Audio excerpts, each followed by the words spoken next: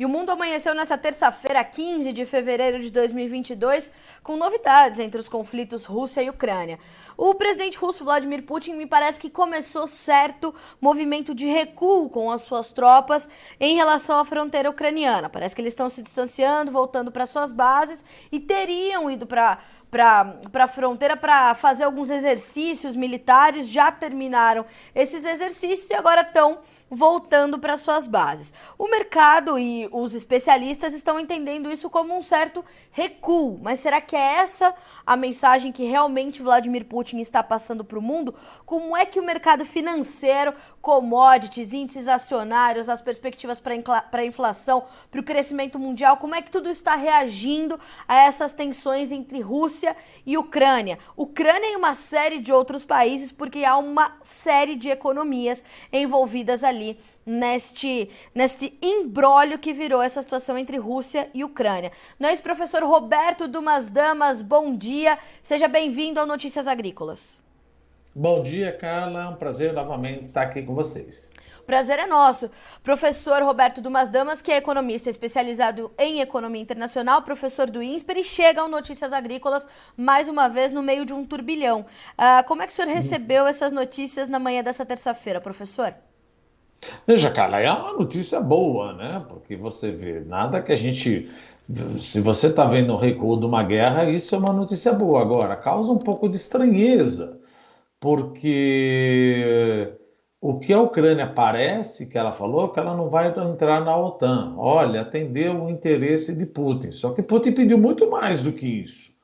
Putin não falou apenas, olha, não quero a Ucrânia na OTAN. Ele fez uma lista de exigências que isso não está sendo atendido, então ele topou só, eventualmente, a Ucrânia não entrar na organização do Tratado Atlântico Norte. Por quê? O que ele pediu? Ele pediu para que a OTAN não expandisse nem mais 1 milímetro ao leste europeu. Os Estados Unidos falou que isso aí era impraticável. Pediu a total desmilitarização de todo o leste europeu, das antigas repúblicas soviéticas e de todos os países que entraram no leste europeu, na OTAN, depois de 1999, ou seja, Letônia, Lituânia, Estônia, Bulgária, Eslovênia, Eslováquia, República Tcheca, Hungria, Polônia. Quer dizer, não está sendo isso que está acontecendo. E aí falou o seguinte, não, mas a Ucrânia não vai entrar na OTAN. Primeiro, a Ucrânia não queria entrar na OTAN. Os Estados Unidos deixavam claro o seguinte, olha, a gente não quer que a Ucrânia entre, ninguém está falando para ela entrar, a única coisa no nosso artigo, lá sei lá que número, está descrito o seguinte, quem quiser entrar está aberto. E vamos pensar o seguinte, o que é a OTAN? Atacou um, atacou o outro. De fato, a Ucrânia não faz parte da OTAN, mas ela não faz de jure, porque de fato ela já está fazendo. Porque se você ataca um, ataca o outro, e você mandou 120 mil soldados russos na fronteira de Bielorrússia, na fronteira da Rússia com a Ucrânia, lá perto, e de repente você mandou ajuda vindo dos países bálticos, vindo da Polônia, vindo da Espanha, vindo da França, vindo do Reino Unido, vindo dos Estados Unidos, ora, então qual é a diferença disso fazer ou não fazer parte da OTAN?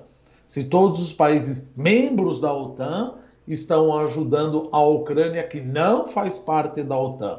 Eu não entendi muito bem se foi um jogo de cartas do tipo, quero testar, flexionar meu músculo, mas primeiro, não muda nada. A Ucrânia continua sendo e continuará sendo ajudada pelos membros participantes da OTAN. Segundo, a Ucrânia já não falava que queria eventualmente, até toparia não entrar na OTAN. E terceiro, a maior parte dos pedidos de Putin não foram atendidos por Joe Biden. Mas, se nós pensarmos por um lado, isso há de se ficar contente. Ou seja, se isso já lhe agradou e ele começou a remover, isso tira uma espada de Damocles, tanto no aspecto geopolítico, no aspecto militar, graças a Deus, e no aspecto dos mercados financeiros. Porque se você pensasse aquilo estourasse mesmo, não seria nada bom para o crescimento econômico e para o controle inflacionário da região e do mundo, né, Carla? Não, sem dúvida. Agora, professor, um pouquinho antes da gente entrar no ar, a gente estava discutindo essa retirada, o início da retirada das tropas ali russas da fronteira, ou das proximidades da fronteira ucraniana. Como é que o senhor enxerga isso? É de fato um início do recuo russo ou ainda estamos nessa guerra retórica e de ameaças e que deixa tudo ainda mais incerto, mais especulado, mais nebuloso para os investidores? Veja, eu não acho que tudo acabou. É óbvio que investidor quer queira, quer não, ele acaba sendo um torcedor. Então, por exemplo, eu vejo, puxa vida, acabou, pronto, o câmbio vai para 4,90, vai para 4,80. Não, muito cuidado nessa hora. Não é assim, pode ir, mas ainda o movimento está ocorrendo. E a gente sabe que uma guerra nunca começa, pelo menos na história, nunca começou uma guerra do tipo, eu estou declarando uma guerra. É sempre um miscalculation, é sempre um tiro errado, é sempre um avião abatido de forma equivocada, é sempre um disparo e um navio de guerra ou de fishing boat que acabou caindo, que acabou sendo afundado. Então, o movimento, não há de se negar, aliviou a tensão. Daí a chegar que nós estamos no Natal, que agora é só festa, muito cuidado nessa hora, porque das 10 exigências, pelo menos uma que já era praticamente dada, foi atendida. Foi atendida, que nem eu te falo, você não está na OTAN. Eu entendi. Mas se você precisar de ajuda, todos os membros da OTAN estão aqui. Então a única coisa que conseguiu é de não colocar armamento mais próximo. Gente, mas armamento mais próximo, você pode ter armamento na Letônia, na Lituânia, na Estônia, que chega em Moscou em minutos. Da mesma forma que a Rússia colocou armamento que chega em Berlim também em minutos. Então, o que ele queria é uma desmilitarização de toda a parte do leste europeu, que voltasse o status quo da época da reunificação alemã de 1991. Isso nem de longe está acontecendo. Porém, o que nós estamos vendo é um alívio da tensão. Acabou? Não, não acabou. A gente continua olhando o preço das coisas, vendo como que vai continuar, porque, olha, posso estar enganado. O que toda a lista de exigência de Putin fez e de repente era só não entrar na OTAN, os Estados Unidos falaram, olha, tudo bem, você não precisa entrar na OTAN, assim como a Geórgia também não precisa entrar na OTAN. Se ela não quiser, ela não entra. Se ela quiser, ela entra. Então foi uma coisa que dentro da lista de exigência foi atendida, mas assim prontamente já retira 110 mil militares, parece que está muito fácil. Está muito estranho. Está muito estranho. Mas vamos entender como um alívio na tensão, isso sem dúvida. E o mercado entendeu assim também, né, professor? Pelo que eu pude apurar nessa manhã. Agora são 11 horas e 22 minutos. Desde que eu comecei a apurar notícias aqui, era 10 para 7 da manhã, eu já estava vendo uma movimentação de uma recomposição dos índices acionários, as commodities devolvendo as altas que registraram nas últimas sextas. Ontem já começou esse movimento de realização de lucros, o petróleo afundando aí consideravelmente. O mercado reage a isso como justamente esse alívio às tensões, tentando se ajustar depois dos ralis? É que nem eu te digo, no final das contas todo mundo responde com alívio nas tensões. Por quê? Porque se essa invasão ocorresse, os Estados Unidos e os aliados deixaram bem claro, olha, as sanções econômicas e militares serão terríveis. Só que também a gente precisa pensar no seguinte, a sanção militar, esquece um pouco da sanção militar, que eu não sou expert na parte militar, mas vamos falar na parte econômica.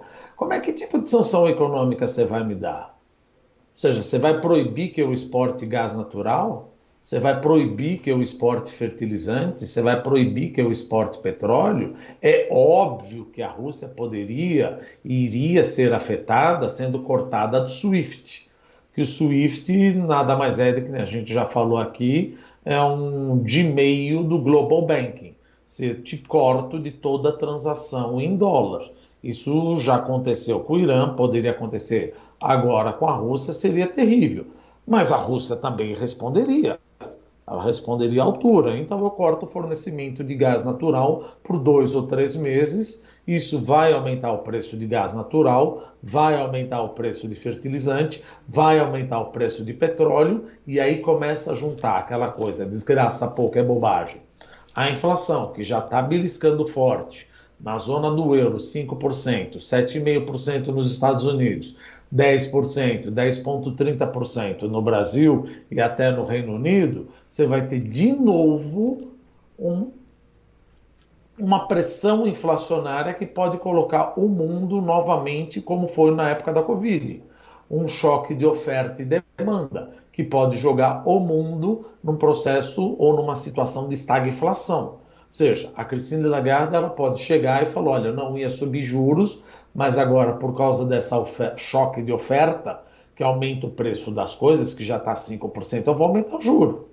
O Federal Reserve, com o aumento do preço da gasolina, etc., ele que já vai aumentar de 5 a 7 vezes, pode continuar a aumentar de 5 a 7 vezes, mas em vez de 0,25, 25 basis points, subir meio. E isso pode afetar, porque você fala, mas afeta o petróleo? Não, afeta tudo, porque você vai afetar o petróleo, afeta o gás natural, afeta o fertilizante, afeta o preço de alimentos, afeta o preço de alimentos, afeta justamente a inflação do mais pobre. Afeta a inflação do mais pobre, sobe juro. Sobe juro, países que estavam saindo de um crescimento mais ou menos, eles iam ter mais uma freada na recuperação econômica. E se você pensar no Brasil, veja, a projeção do Brasil não dá para lacrar, mas é entre mais 0,3% a menos meio. Então é difícil você sair disso. Quer dizer, se você achar que essa inflação poderia aumentar ainda a taxa de juros, o prognóstico para a economia brasileira seria pior com menos fornecimento de fertilizante, ou algo que seja, com fornecimento de fertilizante, mas com petróleo indo pelas alturas, Petrobras repassando isso daí, e ainda tem um problema, né? Estamos em ano de eleição. Estando em ano de eleição, a vontade do governante de querer intervir na Petrobras e fazer pelo custo de aquisição aumentaria muito mais. Ou fazer a PEC kamikaze, tirar todos os impostos. Mas isso não é bom? Você não acha que seria bom? Veja, é que a gente sempre fala e vocês também sempre falam. Todo mundo fala. A Petrobras é do povo. Então, a Petrobras estava maximizando o lucro do povo. Então, todo esse lucro que a Petrobras está maximizando, ela passa para a União, os 340 bi. Cabe à União distribuir todo esse lucro. Não a Petrobras fazer política pública. Quem faz política pública é o governo.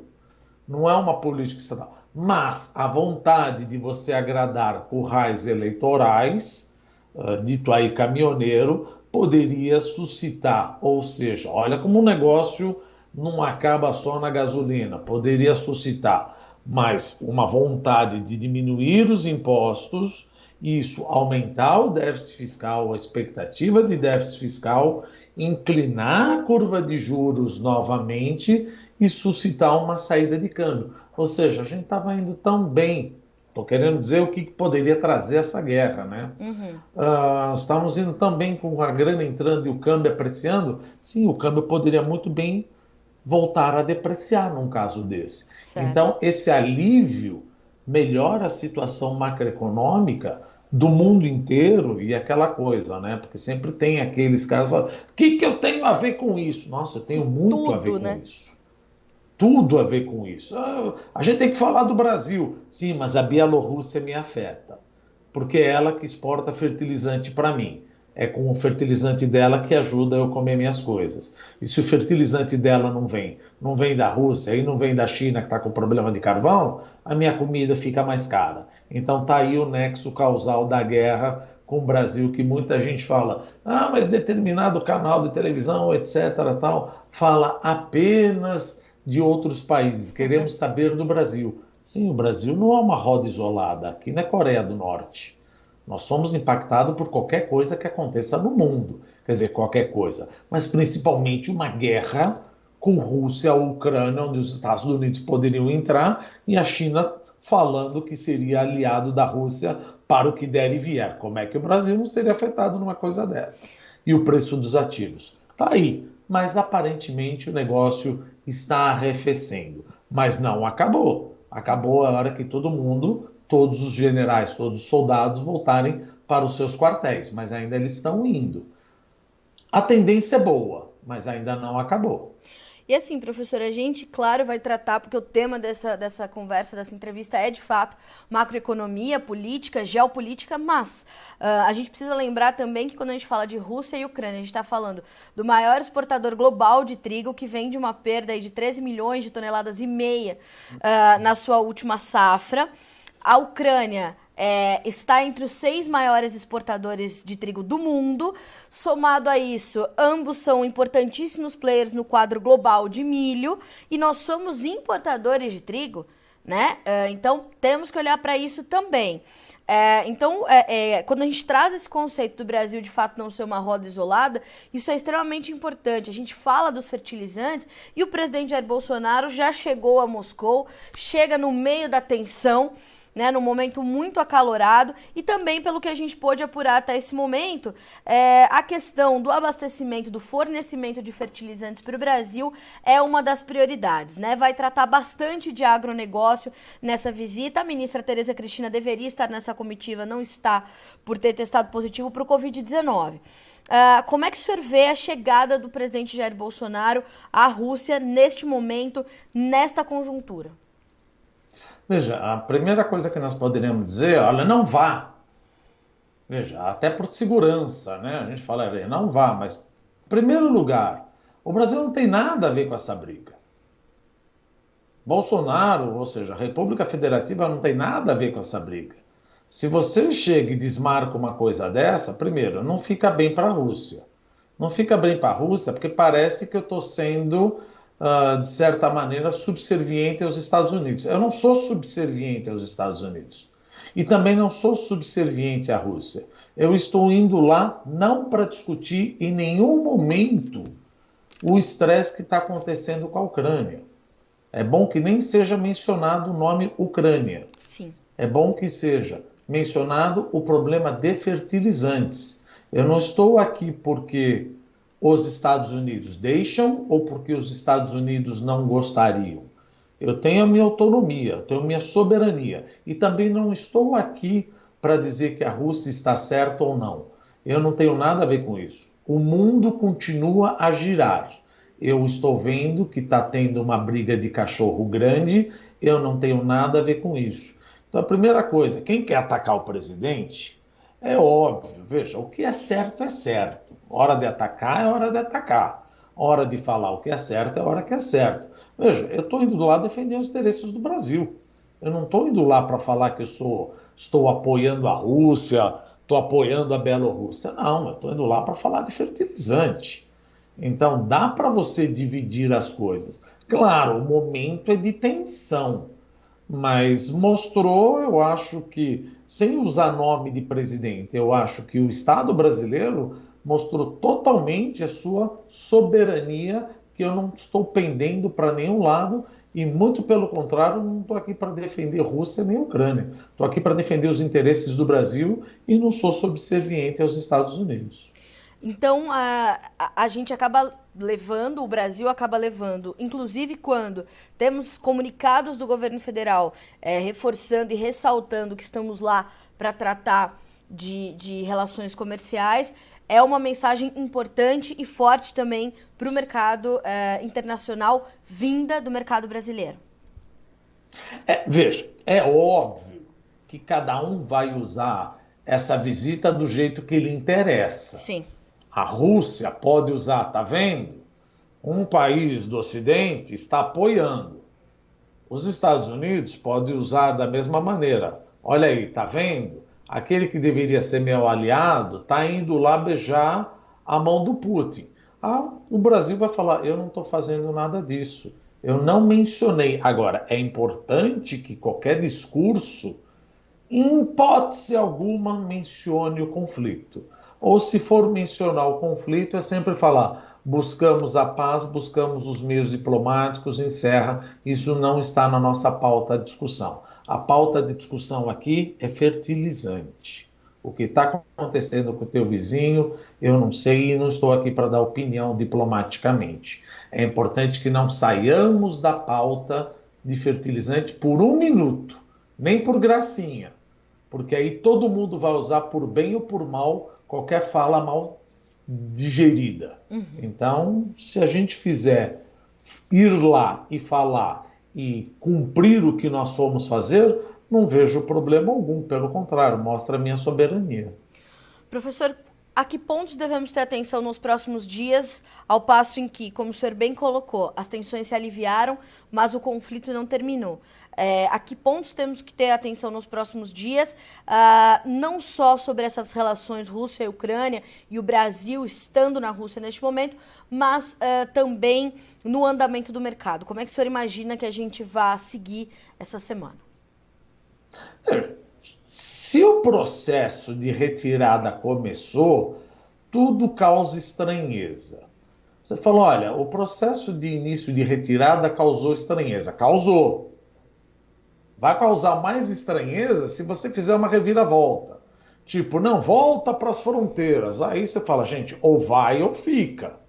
Então, o que nós estamos esperando é uma continuidade de arrefecimentos das tensões. Porque, pelo menos, você já deu o primeiro passo em direção ao arrefecimento. Então, estamos aguardando, esperando que o arrefecimento seja cada vez maior. É o que se espera? É o que se deseja? Óbvio. O que seria uma coisa que daria uma bruta volatilidade? É um que a gente fala, um turnaround. Não, volta a tropa toda. Você fala, gente, então eu estou perdido. Sim. O que você saiu, agora você volta com 100 mil, daqui a pouco você sai, aí a emenda sai pior que o soneto, né? Você está mandando a cavalaria de volta, de repente, opa, volta, falei errado. Não, isso seria muito pior do que você... Se você cometer um erro, deveria ter pensado antes. Agora, voltar, aí você fala, gente, que estratégia militar é essa? Pois é. Eu tiro minhas tropas e volto minhas tropas dizendo que aceitei. Você aceitou? Se você aceitou, então acabou a guerra. E Se tudo você isso... tem alguma coisa a mais, peça, coloque na mesa e deixa as tropas como dá. Estou falando eu aqui, né, me metendo numa estratégia militar de guerra, né? Russa. Como se eu soubesse. Mas, fala, eu vou embora. Não, agora volta. Não, vamos de novo. Isso seria terrível. Eu falo, gente, eu estou perdido.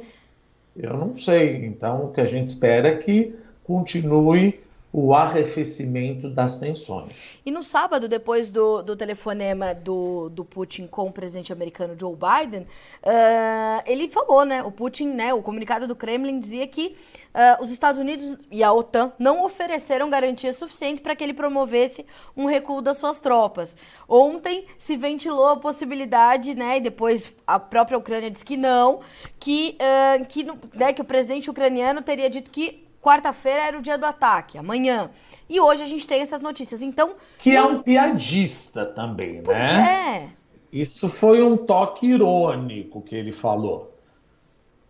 O presidente da Ucrânia falou, olha, vai acontecer na quarta-feira, é o dia da união. Sim, mas foi um toque cômico, que depois ele falou, não, vocês traduziram errado. É aquela coisa, você não pode brincar numa hora dessa, mas nem por 1 milímetro. Não pode. Não pode ser comediante numa hora dessa. Pelo amor de Deus, né, professor? Bom, professor, como sempre, né, a gente está aqui no nosso jornalismo vigilante, a gente vai monitorar tudo. Acho que esse resumo, né, esse alinhavo que o senhor deu aí nessa costura desse momento é excelente para a gente entender a que devemos ter atenção, o que já começa a aparecer, como é que o mercado está reagindo. E o senhor sabe, Notícias Agrícolas está sempre de portas abertas para suas análises, para suas opiniões. A gente gosta muito de ter o senhor conosco para nos trazer esclarecimentos. Obrigada mais uma vez. E eu também, eu que agradeço. Espero que vocês me chamem mais vezes. Com certeza. O senhor já é de casa, professor. Muito obrigada. Que bom, obrigado, Carla. Um abraço a todos. Um abraço. Professor Roberto Dumas Damas conosco nessa terça-feira. Bom, como o professor falou, né, as tensões se aliviaram, a reação do mercado é imediata, então a gente vê as commodities devolvendo as altas dos últimos dias, o petróleo lidera essas baixas naturalmente, o gás natural continuava subindo até há pouco, né, mas nós temos o trigo em queda, milho, soja, óleo de soja, farelo, as soft commodities na Bolsa de Nova York, a exceção era o café, que ainda olhava bastante para os seus fundamentos e, portanto, subia. Os índices acionários voltaram a subir, o dólar está recuando, é justamente um reflexo a esse alívio das tensões entre Rússia e Ucrânia com essa volta das tropas ou de parte das tropas russas para suas bases.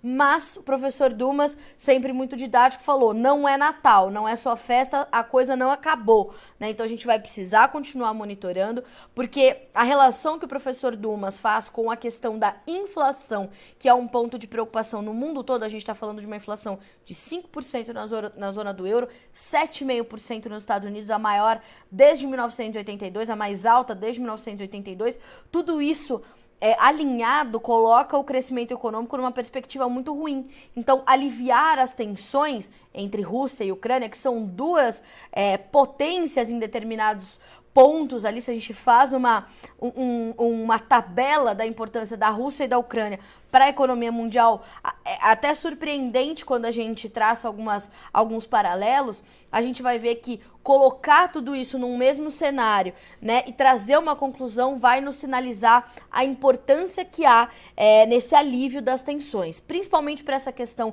inflacionária que pega diretamente a população mundial e o seu poder de consumo. Então a gente está aqui muito atento a isso porque o agronegócio está no meio deste conflito, né? Nós, como exportadores de diversos itens para a Rússia e Ucrânia e como importadores de fertilizantes, por exemplo, entre outros itens. Quando a gente está falando de fertilizantes, em 2021, 23% dos nossos fertilizantes vieram da Rússia, né? Se a gente trata da Bielorrússia, 99% do nosso cloreto de potássio veio da Bielorrússia, do nosso nitrato de amônio veio da Bielorrússia, importante fertilizante para cana-de-açúcar. Então a gente está falando de situações que estão ali num limiar.